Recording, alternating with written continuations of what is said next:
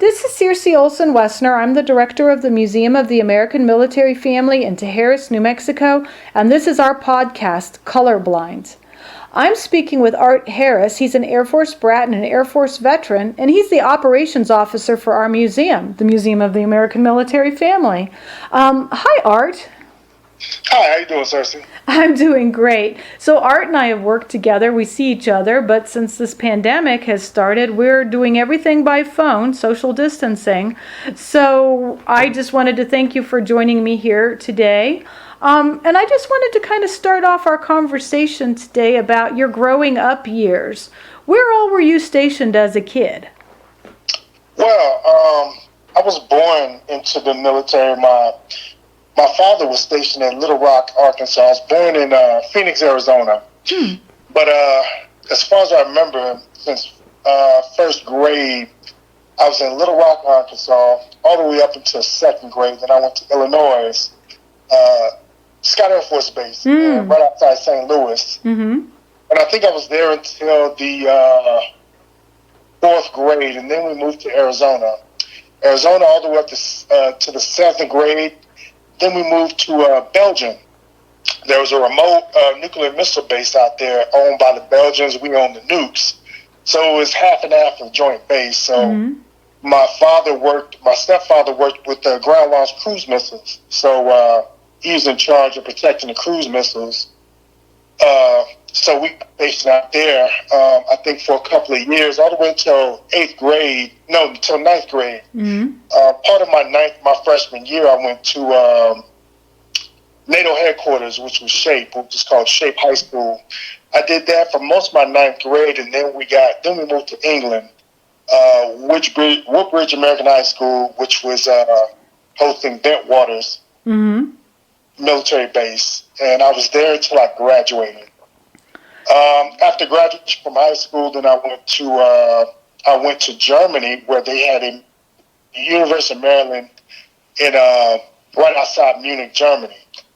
The campus used to be in Munich, but then they moved to a town about maybe an hour outside of Munich called Augsburg, Germany, and that's where I started going to the University of Maryland there at. So yeah, pretty extensive history there, being a military.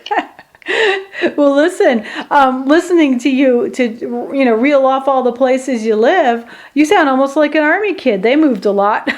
Yeah, definitely. Look, Air Force, Army, we all moved everywhere. It was, and also when I to Navy brats and stuff like that, Marine brats, they all have the same story. We all moved everywhere 20 million different times. Well, like I ask everyone, I'm going to ask you this. Which was your favorite base, and did you have a least favorite one? Let's see. I'm not sure if I have a least favorite one. I think my most favorite it would have to be Belgium. When I went to high school at the NATO headquarters, our bus ride was an hour and a half there from rural Belgium. We were about 15 minutes from the French border. And it was every day I got to see beautiful sights of the Meuse River, and we went through Brussels and Bruges. We went to all kind of beautiful cities, and I got to see that every day. So what I remember is the traveling. The high school trip was an hour and a half. I remember the traveling. I remember Belgium being so beautiful. What I say, my least favorite place, I think, probably Little Rock, Arkansas. I was young, and I remember going through a Catholic school there, and in Little Rock before I left to go to Scott Air Force Base. And I remember getting spanked at the school because I was talking to a kid. We were supposed to go take a nap. We weren't supposed to talk. But because I told a kid to go to sleep or we'll get in trouble, they caught me talking, and I remember getting whipped with a belt. And this is in Little Rock, Arkansas. So that's my least favorite place. Well, yeah, and you were actually absolutely true. You were going to get in trouble if you talked, and you sure did. And I sure did. I got in trouble for it. So, yeah, that's my big memory from Little Rock. So, yeah, not very happy memories. Yeah, well, I'm sure it's improved somewhat. So, listen, growing up in the 80s and 90s, and then you served in the Air Force in the 2000s, you experienced some big historic events, like the fall of the wall in Germany and Chernobyl, the nuclear disaster, and 9/11. Do you have any memories about any of those things, some strong memories? And what other historic happenings come to mind for you?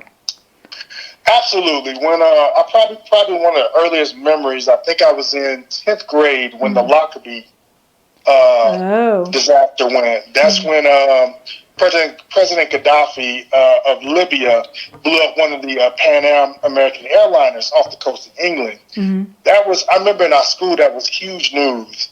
And then not too long later, from Lakenheath, it was a military base about 2.5 hours from us.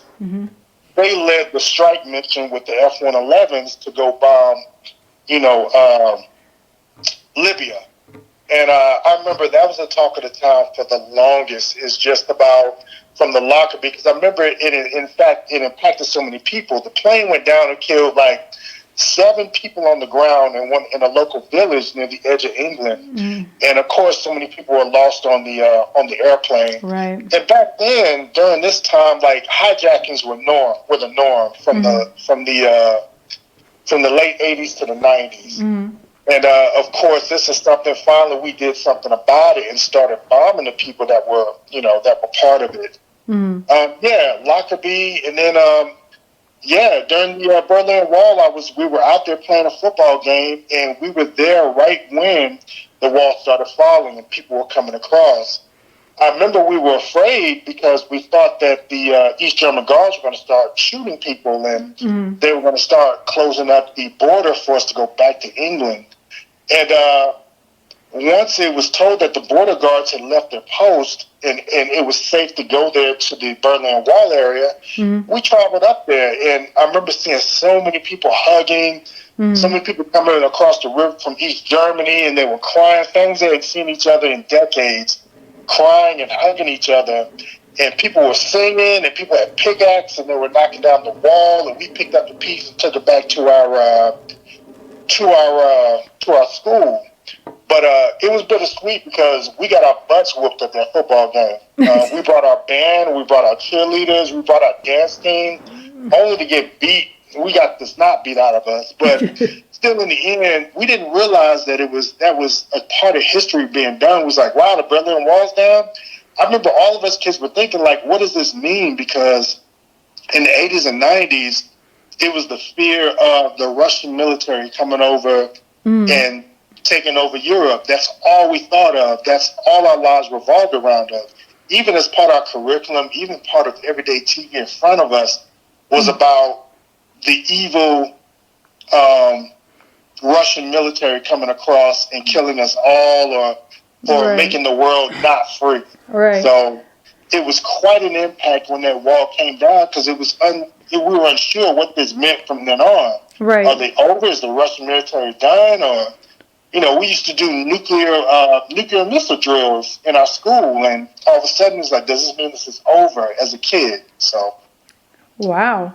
Yeah, I my husband was stationed on the border further up in the Fulda Gap on the night that... Yes, we all were close to everything. We were, but I think it might have been more fun to have been in Berlin. I'm just going to go off topic here now that you made me think about Berlin. How did you get from England to Berlin to play football? Did you fly, or did you take the train or channel, or what? No, what we ended up doing then not the channel, but the ferries across the channel.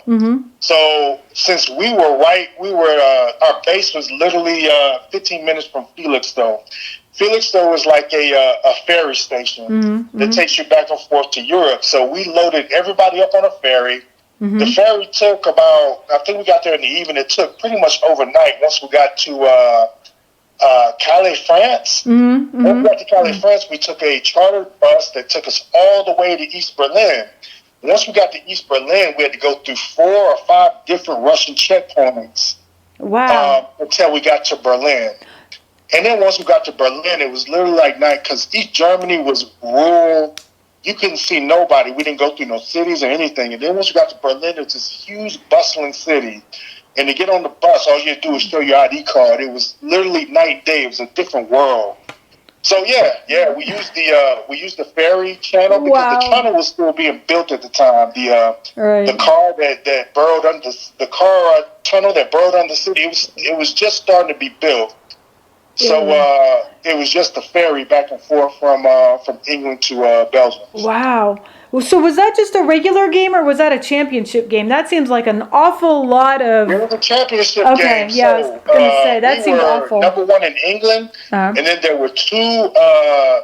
There was Germany South and Germany North. Augsburg was the champ in the south of Germany, and Berlin was champ up north in Germany. So the fight was between England and Germany North to play, and then whoever the winner was at would play Germany South.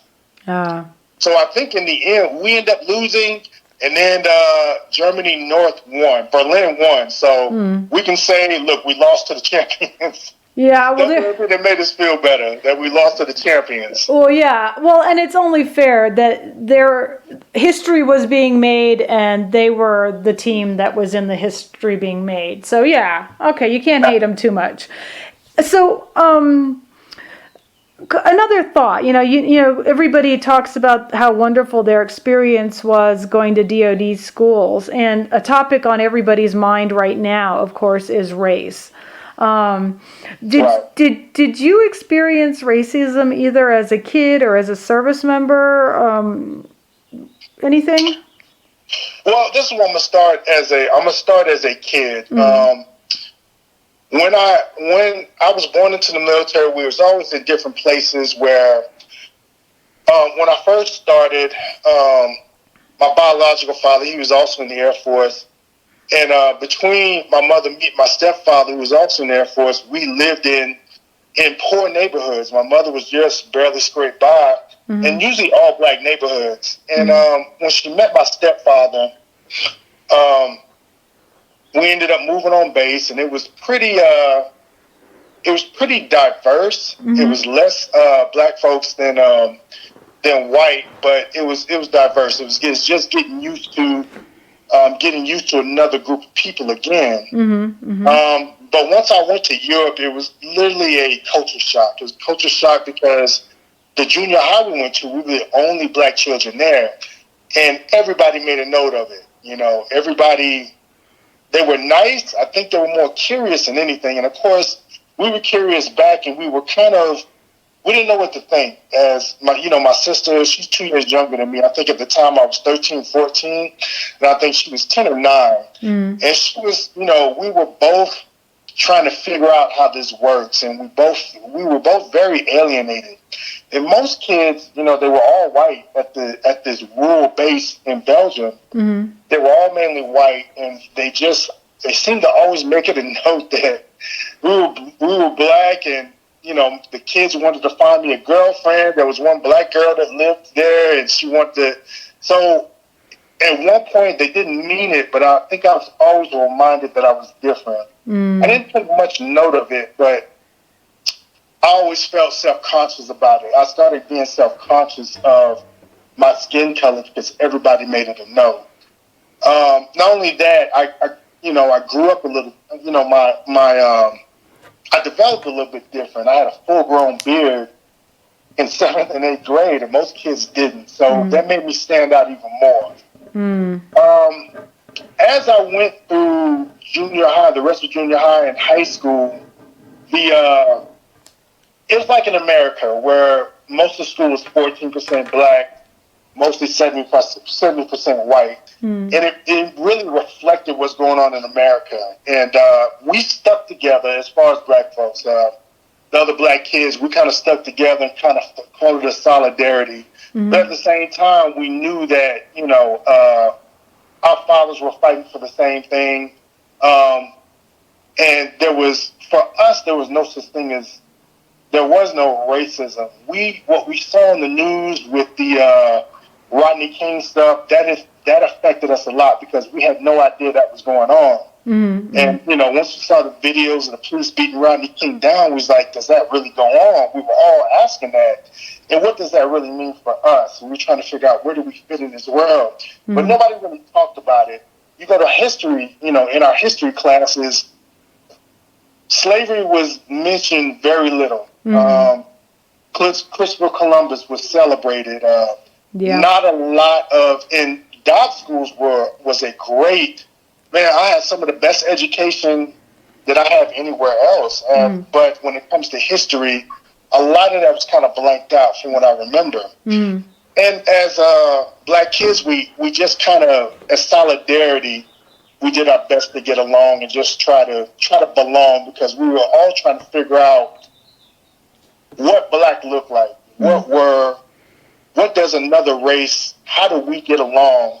How do we mimic? We looked at TV programs like rap, like rap shows, and we looked at MTV was just getting big, and we saw the videos, and that influenced what we wear when we looked at other black performers, because we didn't know, we were disconnected from that. So what did they wear? The internet wasn't around, so that's how we connected with everything, how we figured out how we fit in. So you're talking? Oh, sorry. So you're talking about when you were living overseas, because you were in Belgium and then England for most of your childhood. Yes, I'm thinking that's what I'm talking about, is junior high and high school all the way through. All right, the world. You were looking right. So and I'm bringing up to the military. I'm bringing up to when I was in the military. Okay. So do we have enough time? Oh yeah, sure. Okay. So college was pretty much the same. There were. I think there was only one black professor there, and he didn't like me too much. I don't know why. I hung out with a certain fraternity, and I think he looked at me a certain way. And I remember looking at him like, oh, brothers, we brothers. But no, he did not like me just because the company I kept. So, at some point when you're over there in Europe and you're around mostly, white people, you kind of feel alone, and you're just trying your best to belong. And I think at some point, I never felt that I was being discriminated upon, but I kind of felt alone. I kind of felt like the few of us that were together, we kind of band together and tried to figure it out, but we didn't know ourselves. Mm-hmm. So I joined the military out of Europe, and I think that's when I came to America is when I really started seeing differences between races, from white to black. Mm-hmm. Mm-hmm. I started seeing, because I grew up different, I saw from my own fellow African Americans, is that I talked different, I moved different, I acted different, and therefore I didn't belong to them. Mm-hmm. Or it was always brought up that I was different from them. And then when from my white brethren, who I thought were brethren, it was clear that I did not belong with them either. And I was like, well, those are isolated incidents. I tried to belong. Started deploying to Afghanistan and Iraq, Operation Southern Watch in Kuwait. We all got along. It's like, look, we're all one big brotherhood. We all joined this military. We're all one fighting unit.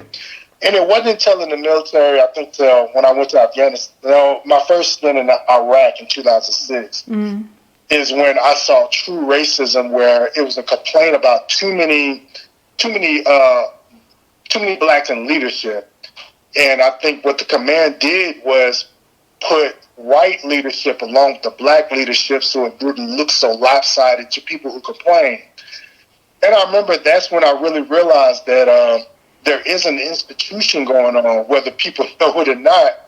There's an institution going on where, there's a status quo, and race does matter where you're at. And as I think back after I retired, I remember I was being deployed a lot more unnecessarily than most other people. And I got the disability to prove it. Uh-huh. But in the end, it's still, as I'm out of the military, I'm still learning this as I go. I'm very sensitive about it because as I grew up as a military brat, I believed that we were all one people. And it wasn't until I came back to America, from my Department of Defense schools, and I realized that that wasn't true. There was a status quo. There was a institutional racism that's still out there, clear and free. Mm-hmm. So it was very frustrating. It was very frustrating for me to do my job. And, you know, I made it to 20 years, but I should have made it longer. But I was so disenfranchised and disappointing. I was so upset about what was going on. So, yeah, that was my experience from, you know, that is my experience from being a military brat all the way up to now, that it's very much out there. Well, so as the operations officer of our museum, how do you think we as a museum or we as an institution can address issues such as racism or any other sensitive topic that may be difficult or hard to present or hard to talk about? Well, I don't believe it's hard to present, but I believe we should have a section up on race in the military. Mm-hmm. I believe the military for enlisted for blacks, I think is around, don't quote me, 18% as enlisted, and I think maybe only 9% as the officers. I think we need to have a section on just of color, not just black, but just of color. Of what it's like in the military, because it is a different world. You know, most people that you're going to be around, your bosses are going to be of white origin. People around you are going to be of white origin. How does life change? And life changes for all of us that are of color once we come in that situation, because you have to learn quickly to conform and to act accordingly and act correctly so you don't stand out. I believe as an operations officer of the American Military Museum, we should set up a section for people of color, in their struggles or their thought process or their journey through a military in a country that is predominantly white, and what did that look like to them. I think that would shed a lot of light on everybody, not just people of color, but even just white people. Like, oh, I didn't know. I thought military is all the same as I thought I did. Mm-hmm. And in the end, it's not the same, especially if your eyes are open to certain things. That's a good idea. I mean, that is really a good idea. I hadn't thought about something specifically like that. I've been thinking, putting everybody together, like if you have a quote from someone who's African American in an exhibit, but maybe it is a good idea to make a separate exhibit. That's something to think. I agree. It's a good idea that we got the LGBTQT going on, and it's a lot of great stories in there. But you'd be surprised that there's a section of people of color.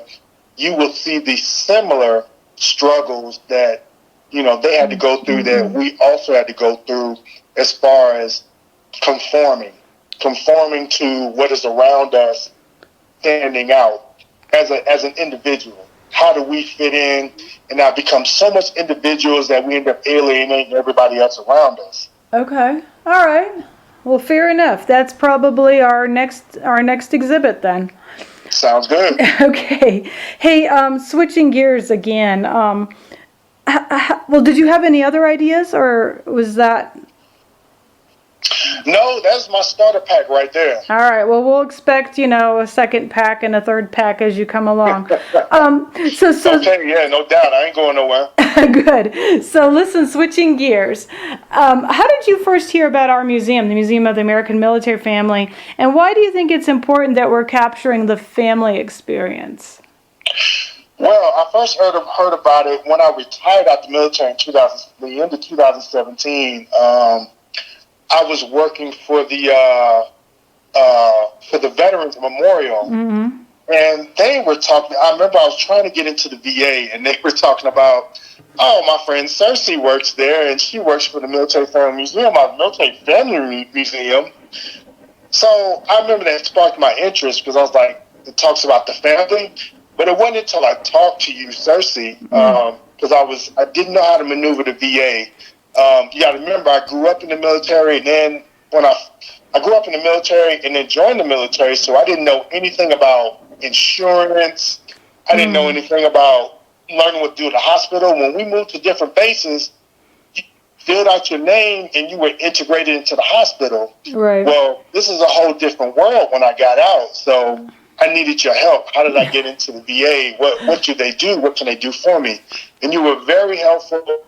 And then I asked you about the Military Family Museum, and you just told me that, it's about focusing on the family museum. Mm-hmm. When I went up there, I loved the exhibits. I loved the way the house it was set up like a house, like a military house.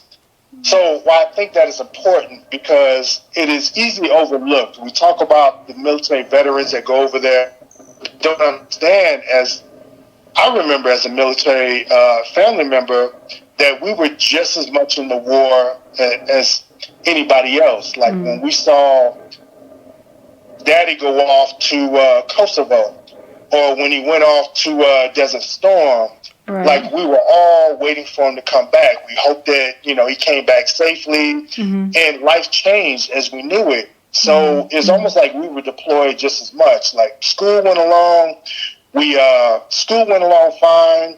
We did our extracurricular program like sports and stuff like that, but we were missing an important part of our family, and we had to go on without that, and just without internet, we just had to deal with that. Right. So with this family museum, I believe it's important to tell the other side of the story, because we can thank the military member, but the family members are also deployed in their own way. Right. And it's just important to tell their story from the spouse all the way to the children. Everything has affected us. Everything has affected us at some point. And our stories are just as important as a military member, because without us, that military member couldn't function, and vice versa. It's a relationship. You're right. Absolutely.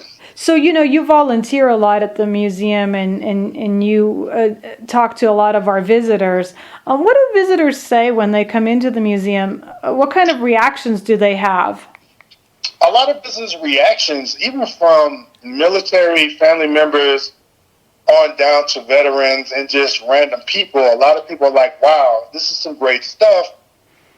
I've never seen all this stuff before. I didn't, a couple of people I've talked to, I didn't know that the family members went through just as much. I didn't know they had much of a story. Now, a lot of our exhibits there has a lot to do with, there's a lot of, it focuses more on just the veteran. But as we break it up and we send them through the different sections of the family member, the spouses, the children, and, we got the different sections for the DOD schools that were all over the world, people start to understand, like, they just think that we're just sitting out there, just going somewhere and we come back home. People don't understand that there's a whole community going on all over the world that we do in order to keep the service member into the fight. So a lot of people are surprised about that all that is going on, and that our life is so much as the same contrast as the military member. Yeah, because you work on days that I'm not there, and vice versa. Sometimes we overlap, but I know that you as a vet, you can relate to the veterans who come in, and because you're a brat, you can relate to the brats. I am not a military brat, but I'm a DOD, I grew up over in the DOD schools, and then I'm a spouse, so I have different experiences. So I know that the veterans, very often, you can talk to them on veteran level, on brat level, kind of. Right, yeah. I'm really the guy that's the good. That's all around trick of the trade. Yeah. I can. I believe in that museum because it does speak to me every way. And then being a veteran, I can come in and talk to and relate to the veterans. And then the few people that come in that are brats, I can also say the same thing. And it really is a match made in heaven. I'm so glad I found the museum and I volunteered there, because the conversation I've had with people have been so rewarding. And I know that one of the things that people tell me is they feel like they belong. They come in and they're immediately comfortable. They can sit down and we're not going to look at them like they're nuts when they start going off on a tangent, because we understand the culture. So I think that's one of the things that I like most about it. And it's set up like a house. So we just sit on our living room couch and hang out. Yeah, definitely. I think my most favorite part is seeing the ironing board with the uniform. Nowadays, yeah, you don't have to iron your uniforms anymore. They definitely modified that. But I remember back in the day, like the family and me, and my mom would help iron the uniform because they had to be crisp and spotless and stiff, and then the shoes had to be fine. Sometimes I helped shine the shoes. But when I got in the military, I did. So Art, I think I've lost you just now. Did you just fade away? Your cell phone signal just went. Can you hear me? I can hear you now, but you did fade. So we might need to wrap. Oh wow. Okay. So no, So you're going again. So listen, I think at this point we probably need to wrap it up because it looks like it's storming out here, so that might be something. And so I wanted to thank you for being on our podcast. Can you hear me? So I wanted to thank you very much, Art, for being on this podcast and talking to us today. It's been a real pleasure. Our podcasts are supported in part by New Mexico Arts, the New Mexico Humanities Council, Sandia Area Credit Union, as well as organizations such as Military Brats Registry and Military Brats Seal. And we've been talking to Art Harris. He's an Air Force veteran and Air Force brat, and also the operations officer for the museum. And I'm really sad I lost him, but I appreciate his being on for as long as he could be today. So thank you, Art.